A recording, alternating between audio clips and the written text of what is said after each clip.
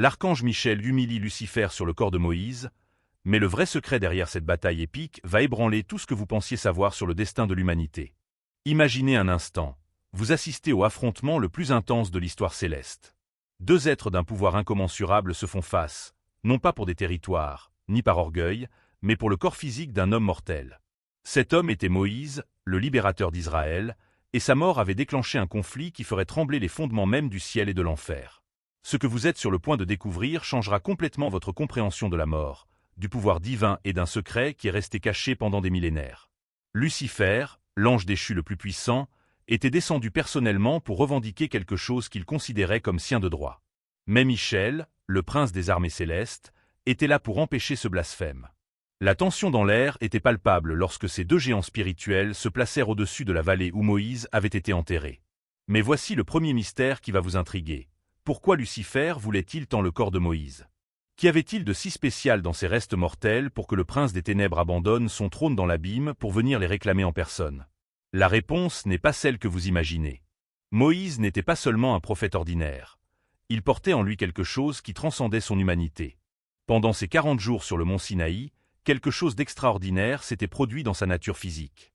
Quand il descendit de la montagne avec les tables de la loi, son visage brillait d'une telle intensité que les Israélites ne pouvaient pas le regarder directement. Mais ce n'était que la partie émergée de l'iceberg. Le corps de Moïse avait été transformé par la présence divine d'une manière que même les anges ne comprenaient pas complètement. Chaque cellule, chaque fibre de son être avait été imprégnée d'une essence céleste qui le rendait unique parmi tous les mortels. Et Lucifer le savait.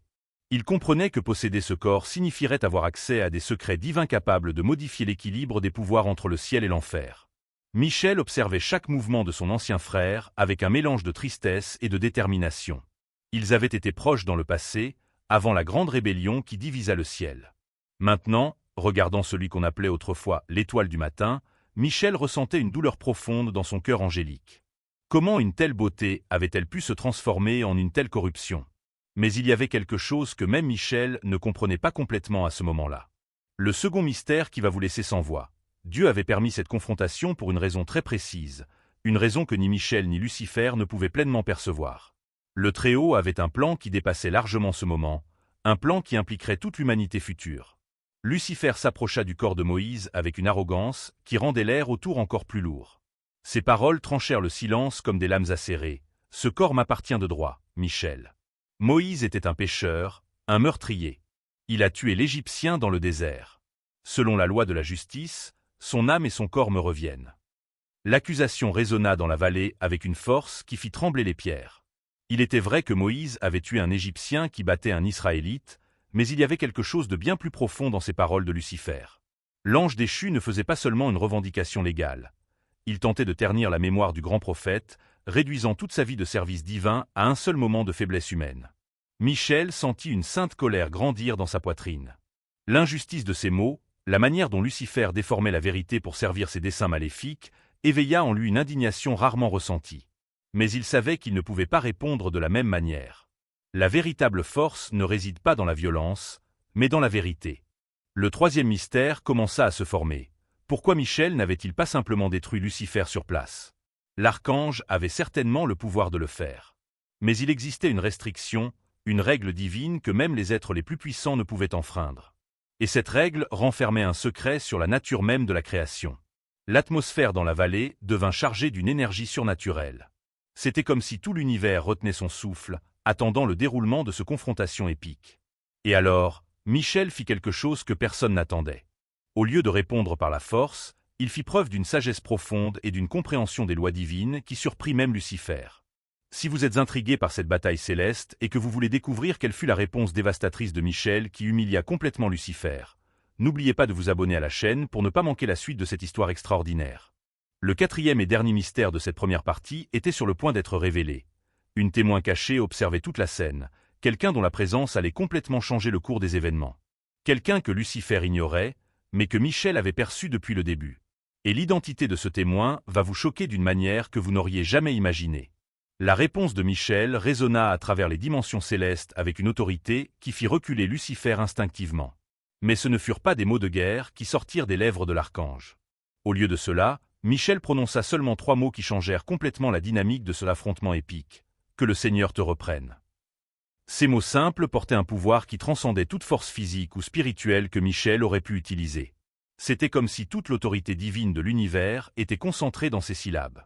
Lucifer ressentit l'impact comme si 1000 éclairs avaient frappé son essence simultanément. Pour la première fois depuis des éons, l'ange déchu expérimenta quelque chose qu'il avait complètement oublié, la peur véritable. Mais voici le premier rebondissement que personne n'attendait. Michel n'avait pas prononcé ces mots de sa propre initiative. Ils avaient été mis dans sa bouche par la voix même de Dieu, transmise à travers une connexion divine si intime que même Michel ne comprenait pas entièrement. L'archange était utilisé comme un canal direct de la volonté suprême, et cela signifiait que cet affrontement avait des implications bien plus grandes que quiconque ne l'imaginait. Le témoin caché qui observait tout depuis le début se révéla enfin, et son identité était absolument choquante. C'était Moïse lui-même, non pas comme esprit désincarné, mais sous une forme glorifiée que ni Michel ni Lucifer n'avaient détectée initialement. Sa présence était masquée par une protection divine spéciale, et maintenant il émergeait des ombres spirituelles avec une lumière rivalisant avec celle du soleil lui-même. Le cinquième mystère se déployait devant les yeux ébahis de tous. Moïse n'était pas réellement mort au sens traditionnel du terme. Sa mort sur le mont Nebo avait été un type spécial de transition, une transformation que seuls quelques élus de Dieu expérimenteraient au cours de l'histoire. Son corps physique avait été préservé non pas comme un cadavre, mais comme un temple sacré attendant un but divin spécifique. Lucifer regarda Moïse avec un mélange de choc et de colère qui déformait ses traits angéliques. La beauté qu'il avait autrefois rendue la plus splendide des créations divines était désormais corrompue par l'amertume de sa rébellion. « Impossible !» murmura-t-il, sa voix tremblante d'une vulnérabilité qu'il montrait rarement. « Tu devrais être mort. J'ai senti ta vie s'éteindre. » Moïse parla d'une voix portant la sérénité de celui qui avait marché en présence du Très-Haut. « La mort n'a pas de pouvoir sur ceux qui servent l'Éternel avec un cœur pur, Lucifer. Tu devrais le savoir, toi qui as un jour servi sur le trône divin lui-même. » La douleur qui traversa le visage de Lucifer à ce moment fut dévastatrice à observer. C'était comme si tous les souvenirs de sa vie antérieure au ciel, toute la gloire qu'il avait perdue à cause de sa rébellion, revenaient le hanter d'un seul coup. Michel ressentit une compassion profonde pour son ancien frère, même en sachant que cette compassion ne pouvait changer le destin que Lucifer avait choisi pour lui-même. Le sixième mystère commença à se dévoiler lorsque Moïse étendit sa main vers son propre corps physique. Une lumière dorée émana de ses doigts, enveloppant les restes dans une aurore céleste qui fit briller toute la vallée comme en plein jour. Le corps de Moïse commença à se transformer, ne se décomposant pas, mais se transfigurant en quelque chose qui transcendait la compréhension terrestre. « Maintenant tu comprends pourquoi je suis venu personnellement, » dit Lucifer, sa voix retrouvant une partie de son ancienne majesté. « Ce n'est pas seulement le corps d'un prophète mort.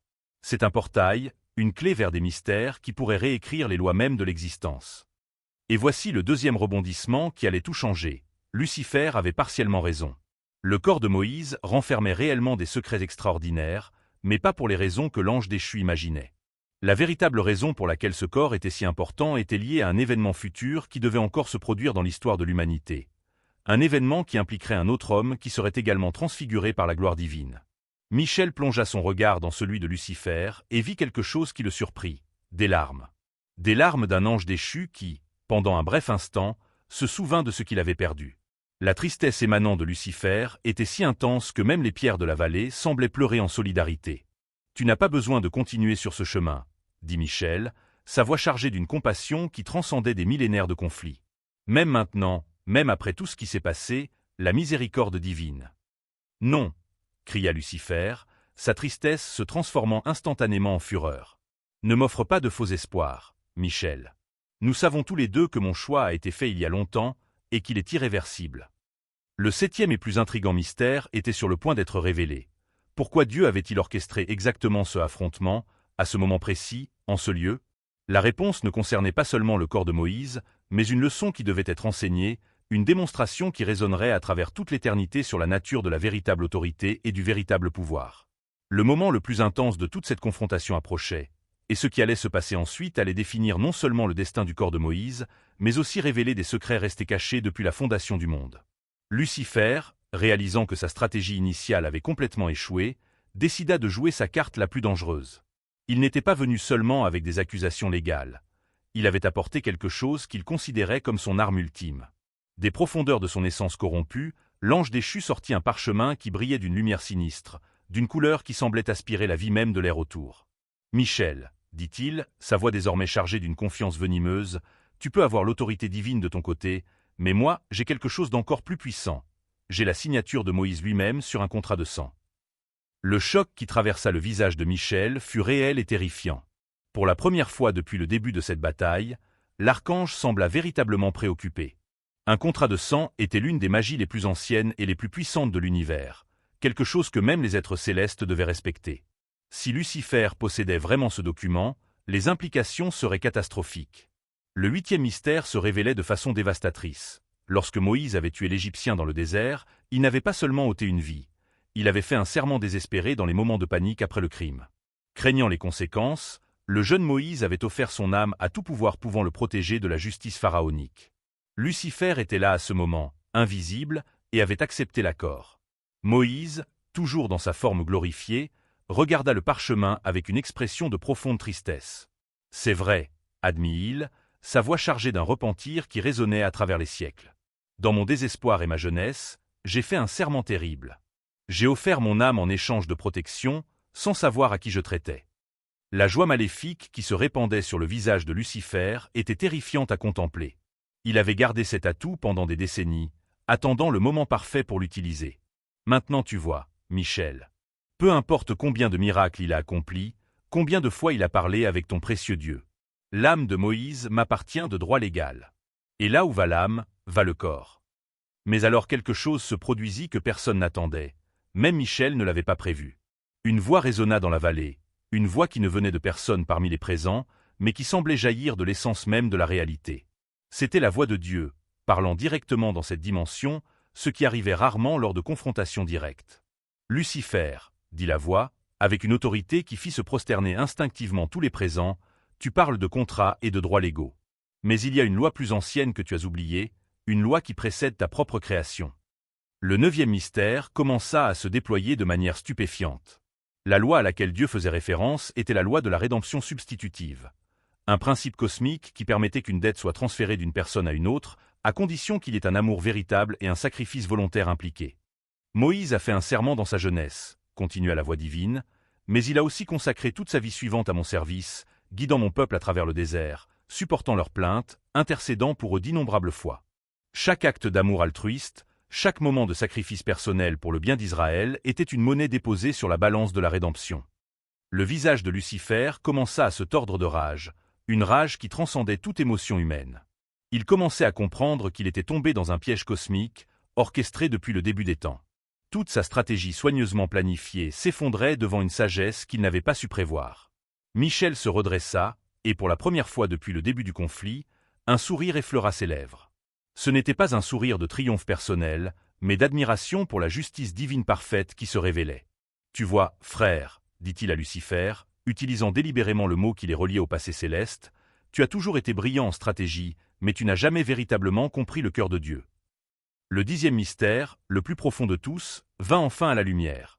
Toute la confrontation avait été orchestrée non pas pour humilier Lucifer, mais pour démontrer un principe qui serait fondamental pour toute l'humanité future. Le principe que aucune erreur du passé, aucun contrat fait dans le désespoir, aucune faiblesse humaine ne pouvait surpasser le pouvoir transformateur de l'amour véritable et du service altruiste. Lucifer fit une dernière tentative désespérée. Invoquant tout son pouvoir ancestral, il se transforma en sa forme de guerre, une créature de feu et d'ombre qui fit trembler la terre elle-même. « Si je ne peux pas avoir ce qui m'appartient de droit, » rugit-il, « alors je détruirai tout. » Mais Moïse fit un pas en avant, se plaçant entre Michel et Lucifer. Sa forme glorifiée irradiait une lumière qui ne brûlait pas, mais qui pénétrait jusqu'au cœur des ténèbres. « Non, mon ancien tentateur, » dit-il avec une compassion qui surprit tous les présents. « Tu as déjà perdu tout pouvoir sur moi au moment où j'ai choisi de servir plutôt que d'être servi. » Le moment final du climax arriva lorsque le corps physique de Moïse commença à s'élever, enveloppé d'une gloire qui transforma la nuit en jour. Ce n'était pas une résurrection au sens traditionnel, mais une glorification, un aperçu de ce qui attend tous ceux qui mèneront des vies d'amour véritables et sacrificielles. Lucifer, réalisant que sa défaite était totale et irréversible, laissa échapper un cri de douleur qui résonna à travers toutes les dimensions de la réalité. C'était le son d'un orgueil millénaire complètement écrasé par la vérité implacable de la justice divine. Ce qui s'est passé dans les instants suivants allait changer à jamais la compréhension du pardon, de la rédemption et de la véritable signification de la victoire spirituelle. Alors que Lucifer se courbait sous le poids de sa défaite absolue, quelque chose d'extraordinaire se produisit. Michel, au lieu de célébrer l'humiliation de son ancien frère, s'approcha de lui avec une expression de profonde tristesse.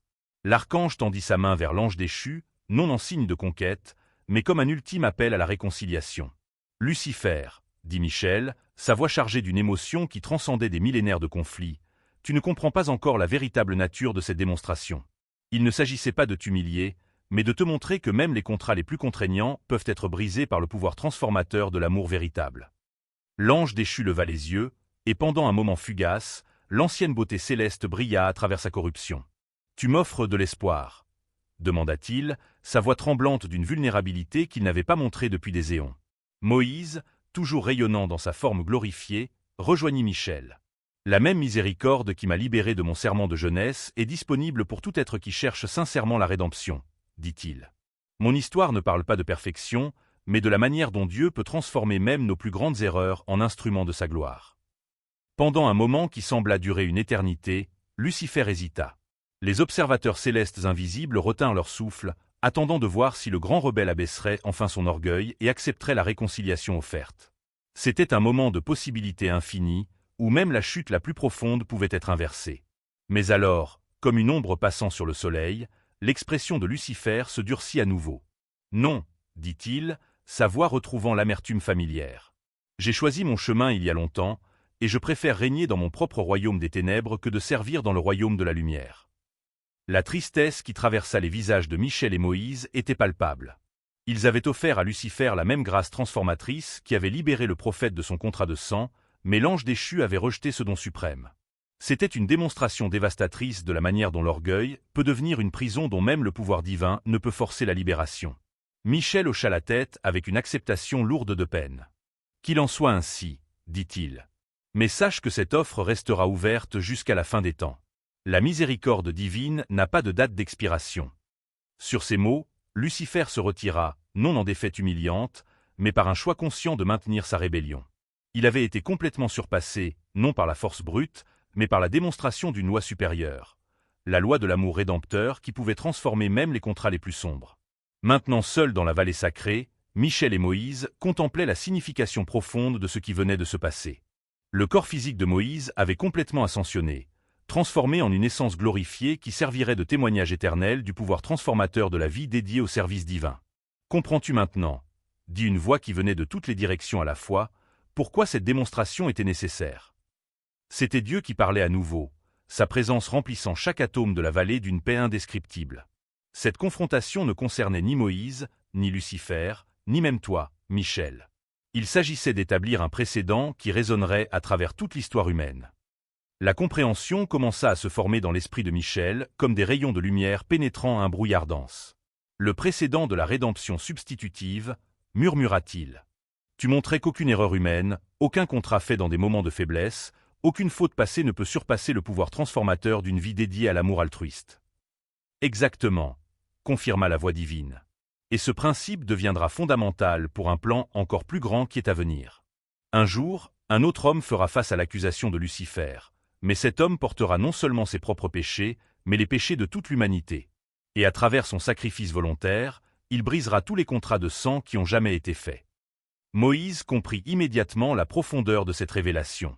Sa propre libération du serment de jeunesse n'était qu'une ombre, un présage d'une rédemption beaucoup plus grande qui allait venir. « Tu parles du Messie, » dit-il, sa voix pleine d'admiration. Toute cette confrontation était une prophétie mise en scène de ce qu'il fera pour toute l'humanité. La confirmation vint non pas par des mots, mais par une vague de compréhension qui inonda Michel et Moïse. Ils virent, dans une vision momentanée, un homme suspendu sur une croix, portant sur lui tous les contrats de sang jamais faits, toutes les dettes spirituelles accumulées, toutes les accusations légitimes de Lucifer contre la race humaine. Michel ressentit une joie indescriptible grandir dans son cœur angélique. Alors notre victoire aujourd'hui n'était pas seulement contre un ange déchu essayant de revendiquer un corps, dit-il. C'était une démonstration de la victoire finale déjà garantie pour toute l'humanité. « Et maintenant tu comprends, » dit Moïse, « pourquoi mon corps devait être préservé et transformé. Ce n'était pas pour mon importance personnelle, mais parce que je représentais tout être humain qui a un jour fait un accord désespéré avec les ténèbres et a ensuite trouvé la rédemption à travers un service aimant. La leçon finale était cristallisée. Peu importe à quel point une personne est tombée, peu importe les contrats sombres qu'elle a conclus dans des moments de désespoir, le pouvoir transformateur de l'amour véritable et du service altruiste peut briser toute chaîne.